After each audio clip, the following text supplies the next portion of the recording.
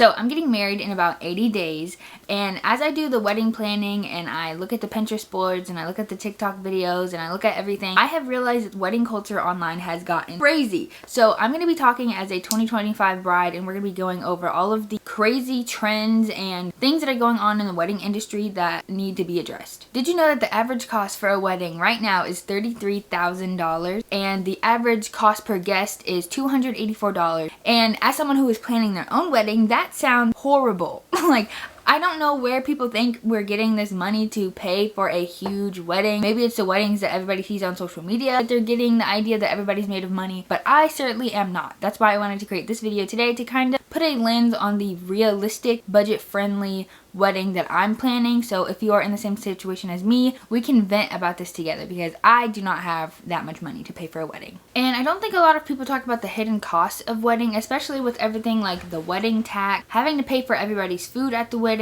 Don't get me started on bachelorette and bachelor party, going on these lavish vacations before, expecting all your bridesmaids to pitch in for a trip that they might not even want to go on. There's so many things that people don't think about when planning a wedding, or just putting that expectation on people in their bridal party when they might not even have the money saved up to do so. Before we get more into the video, I wanted to introduce myself. My name is Jazz, and I create video commentary / video essays on really niche internet topics, like we're on FaceTime. So if you like that, make sure to subscribe to my channel and let me know any more ideas you want me to talk about in the comments below. But back to the video. But yes, let me give you a little rundown of my wedding situation. So I got engaged in August of 2024, and my fiance and I are planning our wedding for July 2025. And over that, 10-month time frame, I have figured out that weddings are so expensive and I am not the ideal bride that I see on social media. So I wanted to make this video because there's too much going on in the wedding industry that nobody is talking about, or people are just pretending that this is normal when it's not. So we already went over the cost of a wedding. Let's talk about the expectations. I personally had trouble with this, especially with people in my family who have certain expectations for weddings and what weddings should look like, and I do not have that kind of budget. So my hot take on wedding culture is that it has got fucking insane. It's so ridiculously expensive. People's expectations are out of this fucking world. I feel like half the time you're not even like necessarily doing some of the things on your day for you. You're doing them because you're almost like worried about what other people will think, or these expectations a mother-in-law, a friend, family members have. And the more I learn about it, the more it makes me want to like elope and have a long ass honeymoon instead of a $50,000 one-day wedding. Like, that is so hard to wrap my mind around. One day being that expensive when you could go to like Europe for a month. I have so many thoughts on weddings, and like, so family dynamics are a big part of planning a wedding, especially if you have someone paying for your wedding. I can't even imagine what that's like, having people from your family paying for a wedding, because when people start putting money in, then they start putting their opinions in, because like that's their money, so they have an opinion. Even your friends and your bridesmaids, you might have a pressure to entertain them, to impress them, or accommodate them if they're coming from another state. You want to make sure that they feel comfortable, so you're like, where are they going to stay? What are they going to do while they're here? There's so much mental pressure and societal pressure on weddings for just one day, instead of focusing on the marriage as a whole. So I have a personal anecdote when it comes to this situation. When I first started wedding planning, some people in my family thought that I was gonna have this very huge wedding, like renting out an $8,000 venue, having a really fancy dinner and all these things. And personally, I am not a person that really, I'm not gonna say I don't care about the wedding, but the overall aesthetics of a wedding I don't really care about. I'm just really excited to be marrying my fiance. That's really all I cared about at the end of the day. Literally, when I was planning, I said all I cared about was my dress to be perfect and that I'm marrying my fiance. That's literally all I cared about. And I already have my dress, so I'm good there. I think that a lot of people don't really understand that not everybody wants to have the dream aesthetic wedding that you see on TikTok and social media. So, and when we talk about that, I think we get into the mental load of planning a wedding, especially for women. There's so much pressure and so many like mental checklists you go through when you're planning a wedding. And I found this article from, I found this article from Aisles Left Traveled called Women, Weddings, and Emotional Labor. And something they say, it said, it should come as no surprise that emotional labor is part of every wedding. Weddings are centered around living up to social expectations, managing people's feelings, and making people feel comfortable. I'm sure you've already reached that not at all shocking conclusion that women are doing the majority of the emotional labor for weddings, just as in everyday work and home life. We've all heard about emotional labor, not just from wedding planning, but also meal planning, managing the household in general, making sure everybody is ready for whatever they're going through as a woman in their daily lives. And wedding is just one another thing to put on top of the mental pressure that you have to do as a woman. Let's talk about the mental load when wedding planning. If one partner is asking a lot of questions for their part or is asking for a list of things to do, it can still put a lot of pressure on the other partner. So to make sure that everything is divided equally, whatever that looks like to you, here are a few steps. Number 1, completely own your part. Take making your wedding website, for example. One partner should own that entire process from start to finish, and then the two of you can review together once it's done. Number 2 is a hard one, but acknowledge that not everything is going to be done your way, and that's okay. Number 3 is communicate. It sounds so cheesy, but if you feel like you're too involved in their part of the process, air it out. Plus, it's good practice for the marriage anyway. I don't really love planning. I don't like planning parties. I don't like planning big events for myself or anyone. It just gives me too much anxiety and too much stuff going on in my brain. So I'm very grateful that I have a fiance that will take that off of my plate. Sometimes that is not the reality for some women, because a lot of the times men or society in general just expects a woman to want to plan this amazing day for herself and her friends and family to watch her get married. And some women are not like that, me included. So next, let's talk about the one-day obsession and the social media of it all when it comes to weddings. I feel like a lot of people are starting to skew the wedding and the pictures and the social media aspects to the actual marriage that you're going into when you are on this day. So, especially on social media in general, some influencers treat weddings like a brand deal. They are probably gifted a dress. They have sponsored products and things at their wedding, and they may even have a very, very fancy videographer to capture every single angle of their wedding to post on their social media platform. But when they start doing that, that's when average people like me and you might think that you need to have this at your wedding as well. And I'm telling you that you do not. You do not need to have 5 million makeup brands sponsoring your wedding or different videographers to get different angles of your wedding for it to be a perfect day for you and your fiance. I think there's a reason that weddings aren't as trendy anymore, and that why more people want to elope. And you should be able to have your wedding and not feel like, if I don't have all of these details, you're cheaping out on certain things. So many brands and all these, like, they're backing these standards that can't be met by the average person. Like, I don't have the time or the means or the creativity or anything to do all of these things, and like, I don't think it's even necessary. So why are we still pushing that? I feel like I'm still doing so much, and it's just not even going to be in like 1% of what I see online. And that bums me out, because the bar is just being set so high. It's like every wedding is like a royal wedding. I don't know. And maybe this is a bad take, you know, and a lot of it is jealousy. Like, I'm like jealous that I don't have like a parent or a sibling who wants to make their entire identity like throwing me this crazy party. I don't expect that from my mom. I don't expect that from my sister. They have lives too. Like, the responsibility of a wedding, it comes on top of my already everyday responsibilities. People are spending like $100,000 on weddings. I find myself being such a hater and so negative towards the wedding space because that standard that's being set. I don't know.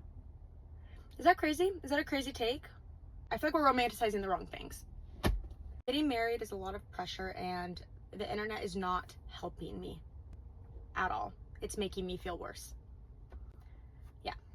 And I think when we think about the social media of it all, that is when the pressure of, am I doing the right thing, or is this even what I really want to do? You might be thinking, am I planning the wedding for me, or am I planning the wedding for the guests, or am I planning the wedding for the internet? Those are some questions that have been flying around my head as I plan my own wedding, and I have to really ground myself and be like, no, this is for me and myself and my partner and I to really have the best day that is special for us. That is actually why we're kind of like eloping. So we're having a ceremony on our actual anniversary, and then we're having a kind of like cookout-esque style wedding at a local park near us. And a lot of people are like, why are you having 2 weddings? Like, why don't you just get married on a Saturday when more people can come in? And it's like, honestly, I could care less if you guys can come in on a Saturday. This is about my marriage with my partner, so you have to just keep that on the forefront, because a lot of people don't think think like that. They don't think, they're thinking about themselves. At the end of the day, everybody's thinking about themselves, but you have to think about your relationship and what is best for y'all. And that is when we get into the not every woman wants to be a bridal girly. Not everybody wants to put bride 2025 in their Instagram bio as soon as they get engaged, okay? I did not. You don't have to either. Especially on TikTok, a lot of people are like, oh, I'm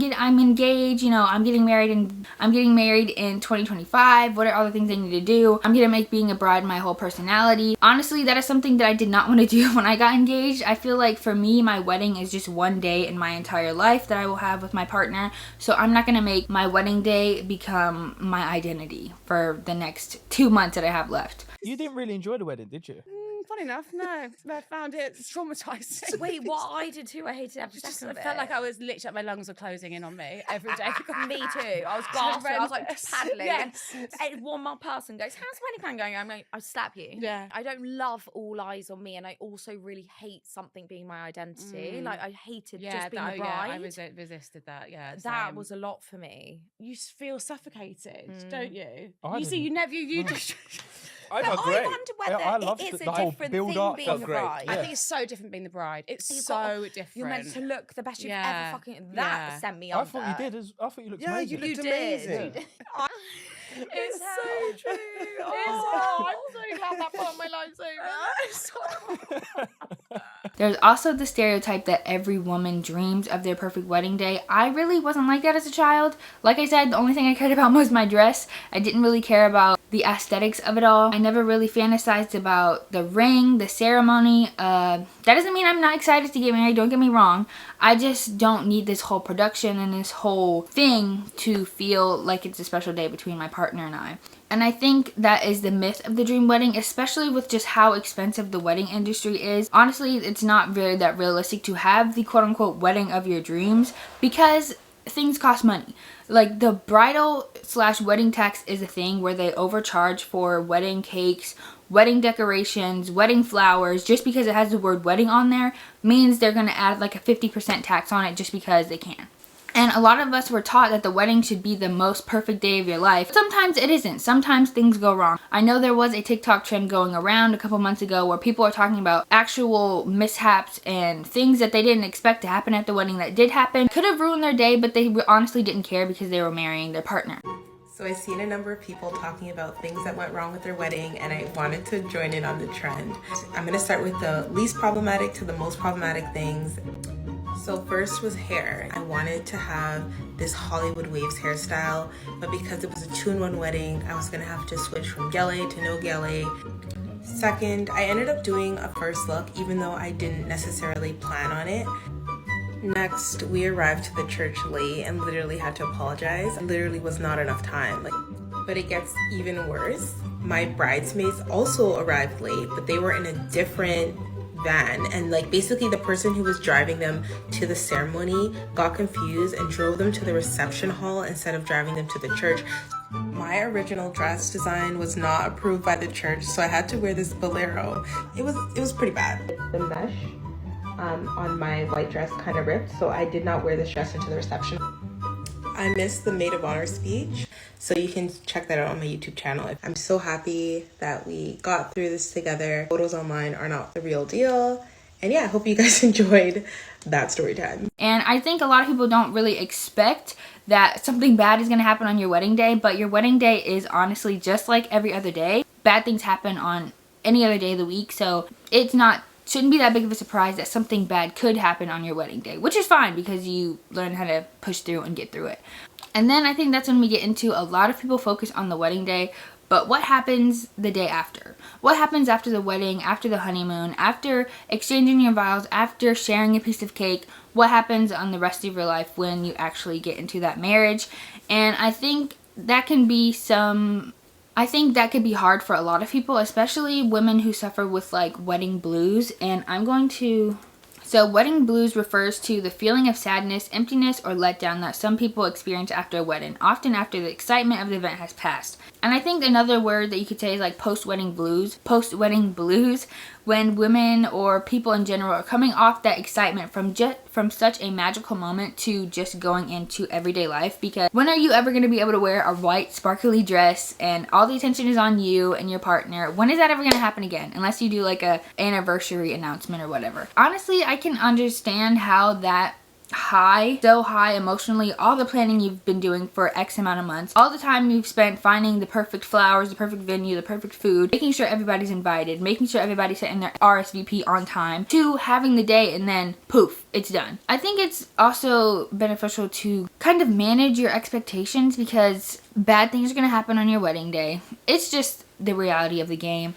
And you also have to be excited for the rest of your life with your partner as well. There also are going to be magical moments in your relationship that won't be witnessed by everyone, but it is witnessed by you two together, and that's really all that matters. And I think it's also good to say that you do not need $30,000 to plan a wedding. If you want to elope, if you want to have a small ceremony with your friends, if you want to get married by yourself and go to another country and just get married to your partner, that is okay too. I think there is this pressure to have the perfect Americanized wedding, and you don't have to. You can literally do whatever you want on your wedding day. So that being said, I want you to remember, especially if you're getting married this year or in 2026, or you know, you're just watching this video because whatever you're watching this video for, I want you to remember that the societal pressure and overall expectations you hear from other people does not matter on your wedding day. What matters is what you and your partner want on the day you get married. I'm doing that myself by redefining what I want my wedding to look like, what I want that day to look like for me and my partner. I'm focusing on not just what I want, but what my partner wants, and I'm really letting everybody else's opinion go where they need to go, which is not in my brain. So I hope you guys enjoyed this video. Let me know if you have any other topics you want me to discuss. Let me know, are you getting married this year? What are you going to be doing for your wedding? Are you eloping? Are you getting married, you know, traditionally? All those things, let me know in the comments below, and I will see you guys in my next video. Bye!